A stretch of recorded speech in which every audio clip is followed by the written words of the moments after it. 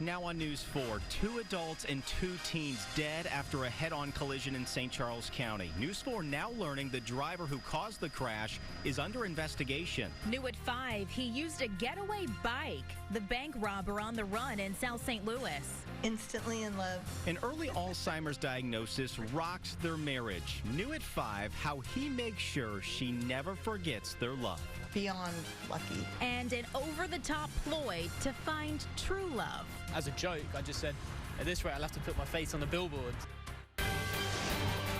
Live from the KMOV Broadcast Center in downtown St. Louis. This is News 4, watching out for you. Right now at 5, a criminal investigation now underway after 2 adults and 2 teenagers were killed in this awful head-on collision in Lake St. Louis. Powerhouse Guy Zoom 4 was over the scene this afternoon. It closed the westbound lanes of I-64 for hours. Thanks for joining us. I'm Corey Stark. And I'm Samantha Jones in for Claire Kellett. Investigators are trying to determine why a work pickup crossed the median and hit a minivan head-on. It happened shortly before 11 on Interstate 64 at Highway 364. Russell Kinsall has been at the scene all afternoon. Russell. Well, right now, the driver of that pickup, it's a work truck owned by a concrete company based here in Wentzville. He is the focus of a criminal investigation. I want you to look right behind me. See down here, that's where the accident happened. And just like miles of interstates all over Missouri, there is a cable barrier separating the eastbound and westbound lanes. But somehow that pickup was able to break through that barrier and cause a crash that killed 4 people. Investigators say the 4 people killed in the crash may not have had time to try to avoid the violent collision. If you're traveling down the highway and you just look up and all of a sudden you see a vehicle coming through the median at you, you don't have a whole lot of time to react to something like that. Investigators say a man was behind the wheel of a Ford F-250 pickup that was pulling a generator. It was going east on I-64 when it went out of control, crossed the median, and struck a minivan head-on. The pickup is owned by Sweeten Concrete. An office manager had no comment when I called. Anytime we have a fatality crash, we will try to get a blood draw and or a breath test to determine if there's any type of intoxication or any kind of drug impairment or something like that. 2 women in their 40s riding in the front seat of the minivan, as well as 2 young teens in the back, were all killed. The vehicle's license plates are from Kentucky. An Acura SUV was also hit by the pickup. 2 people inside were injured. Their vehicle registered to a couple in Quincy, Illinois. For some reason, the median cable barrier failed to stop the pickup from crossing into oncoming traffic. The barriers do a really good job of stopping vehicles. That's what they're designed to do.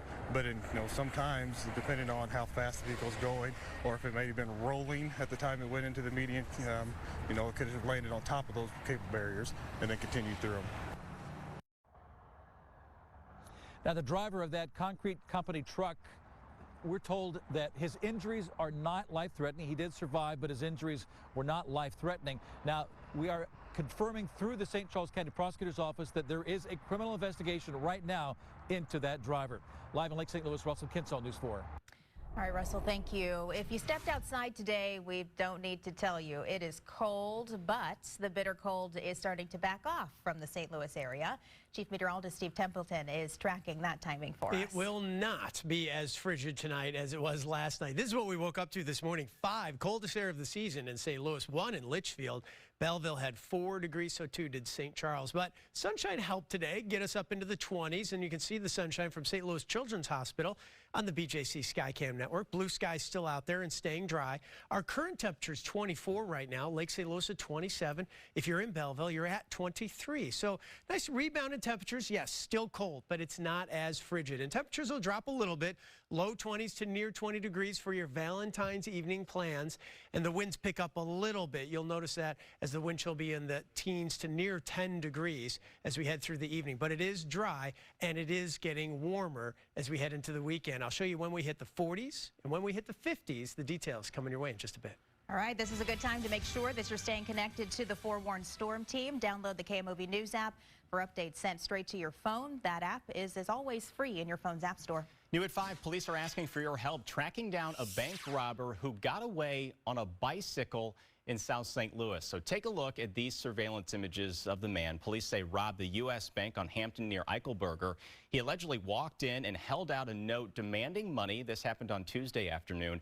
And you can see the man in a black jacket wearing a white hat. He then loses the hat as he bikes away from the scene.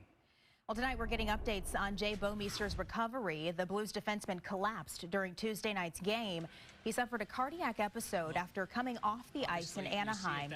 Today, the St. Louis Blues general manager Doug Armstrong confirmed the 36-year-old player has undergone a successful implantable cardioverter defibrillator, or ICD, procedure. It restores the heart to its normal rhythm. When he is released by the hospital in Anaheim, Bouwmeester will return home to St. Louis. He'll be monitored by physicians at Barnes Jewish Hospital and Washington University. New at 5, the Rockwood School District is upping its fight against the flu and cold bugs. In addition to routine disinfecting, they are now using new technology to stop the spread of sickness. Custodians are using these backpack sprayers, take a look, once a week to keep kids healthy. It's brand new this year. Officials explained how it zaps germs from surfaces. It electrically charges the particulates as they're dispersed through the sprayer. By doing that, the particles are actually attracted to the surfaces.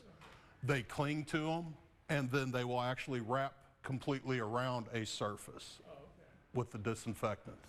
The district did not say if they are seeing more flu cases than normal right now. According to the Centers for Disease Control, there have been 26 million cases of the flu across the United States since October 1st. Authorities in South Carolina have released 911 calls connected to the homicide case of a missing 6-year-old whose body was found yesterday.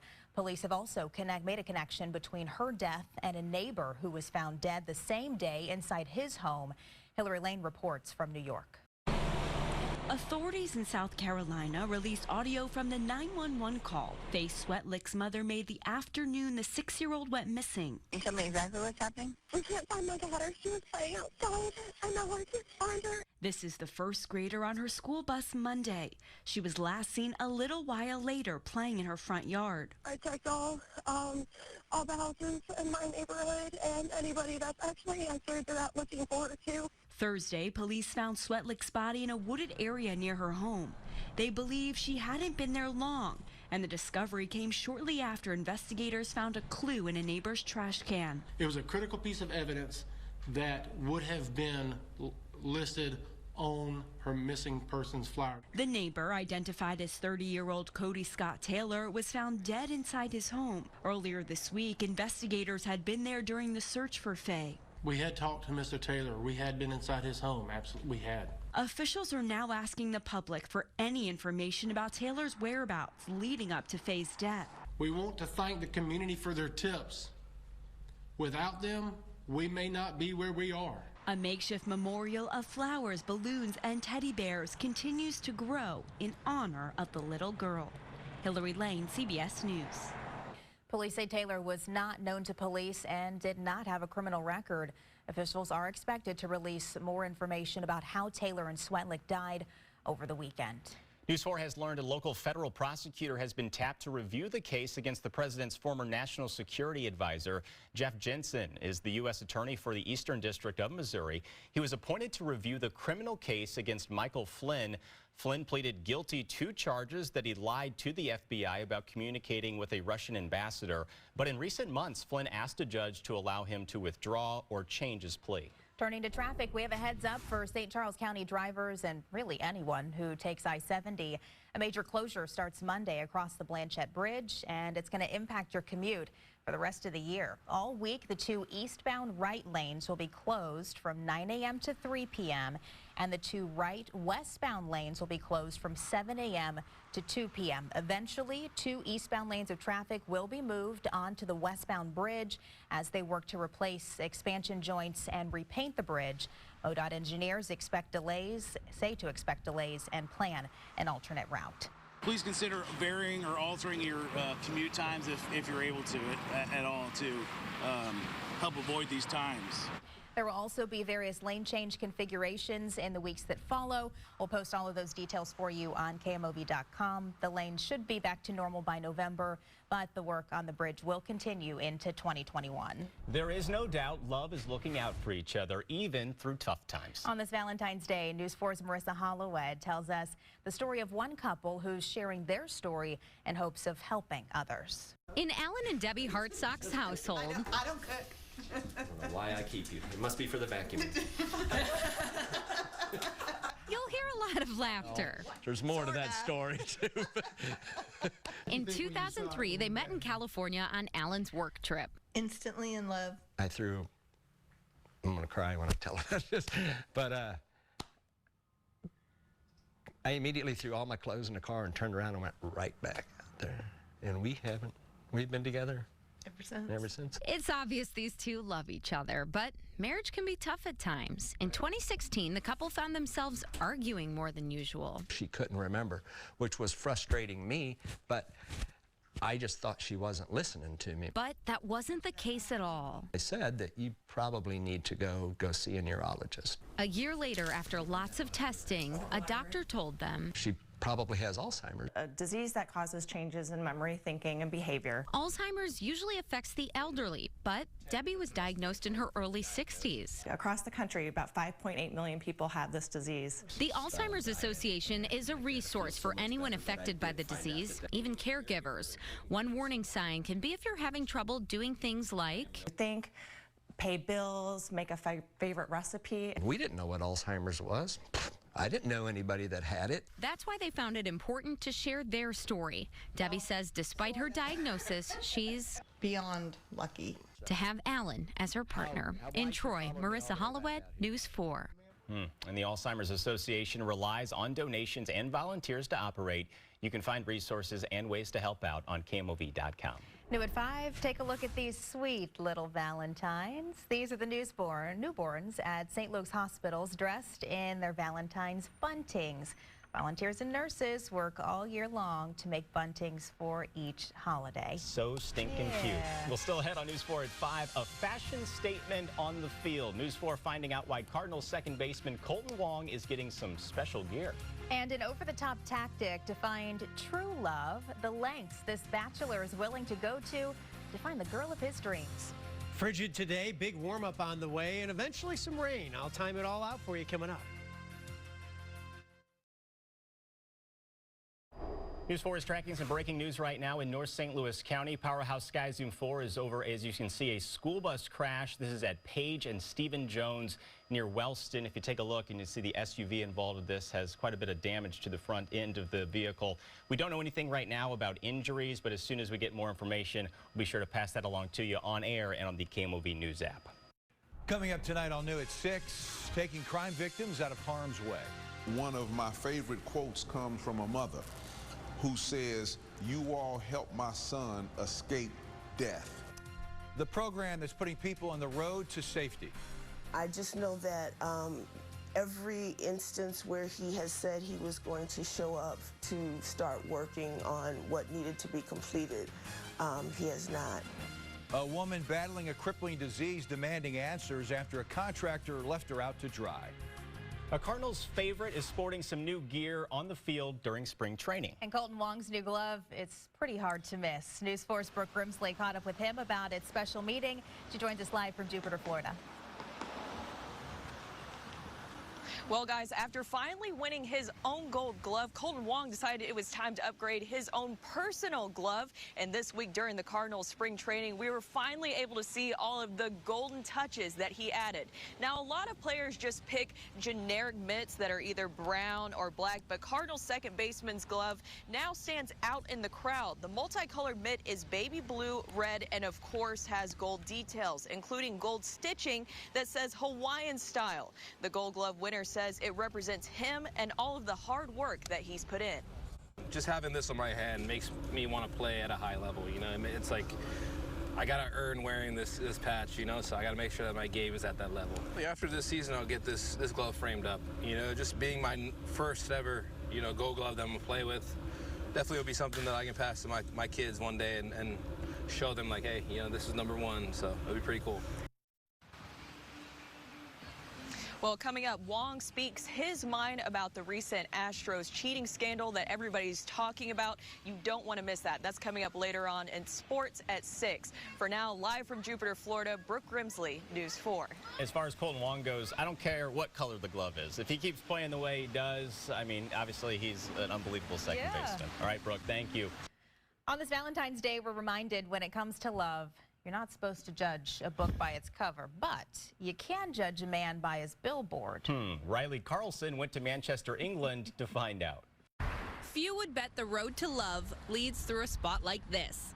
But for about $600, a British man thought it was worth the gamble. I was struggling a little bit on the dating apps, and I thought I'd do something different to try and stand out. As a joke, I just said, at this rate, I'll have to put my face on the billboard.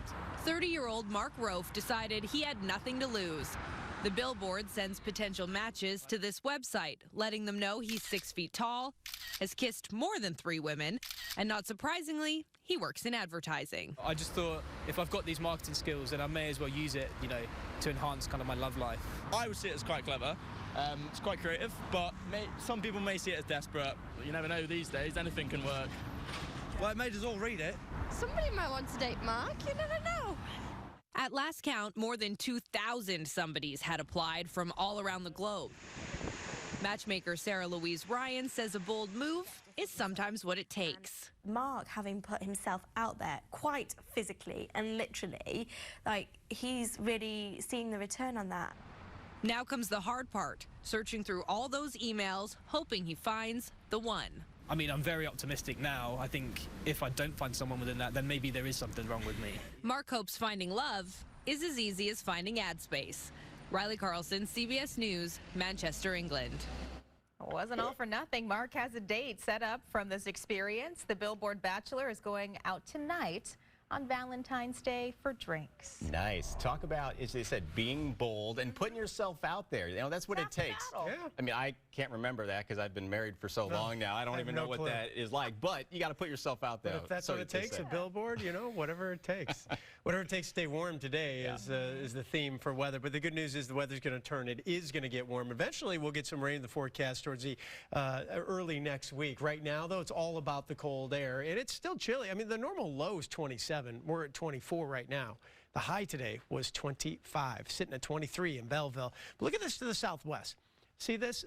52 in Dallas. That may be cool for them, but some warmer air is going to surge our way, and that's what's going to happen tomorrow. We're going to see our temperatures jump. In fact, the temperatures won't drop a whole lot from where they're at right now for tonight, so it will not be as frigid. It will not be the 5 degrees like we had this morning come tomorrow morning. Dry, clear too. A little bit of cloud cover out to the west. We're going to get that tomorrow. More clouds as the clouds increase throughout the day. This evening, it's going to be clear and chilly, near 20 for your Valentine's evening plans, but wind chill is going to be near 10, so the winds pick up just a little bit.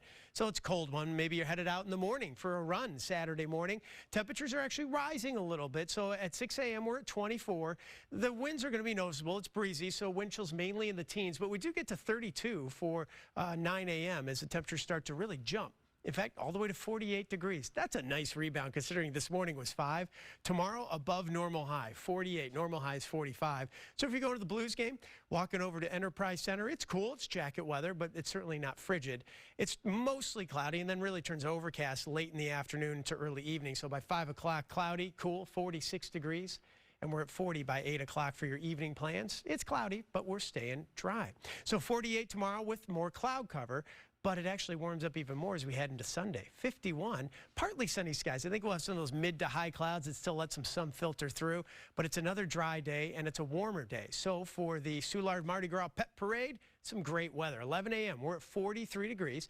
The parade steps off around 1 o'clock. We're at 48, and then we'll hit that high of 51. I do think we'll see some clouds in the morning Sunday and then more partly sunny skies in the afternoon. But either way, we're talking highs in the 50s, much better than 20s like today. So some great weather for the Pet Parade come Sunday. All in all, it's a nice rebound in temperatures. It will come with some rain eventually, but not for the weekend. We stay dry tomorrow.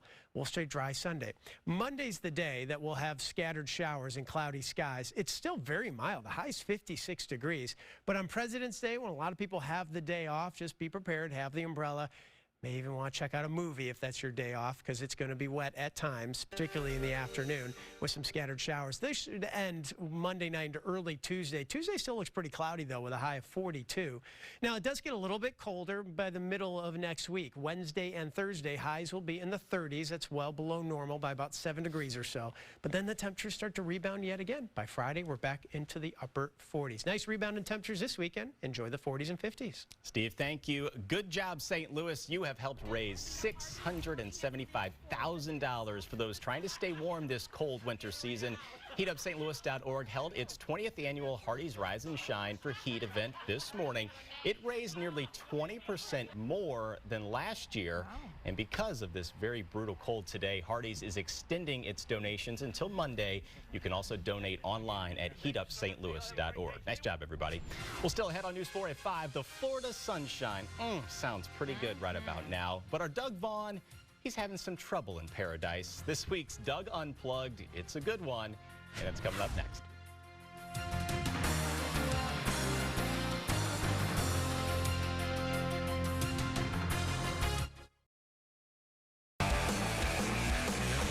Doug Unplugged, brought to you by Appliance Discounters.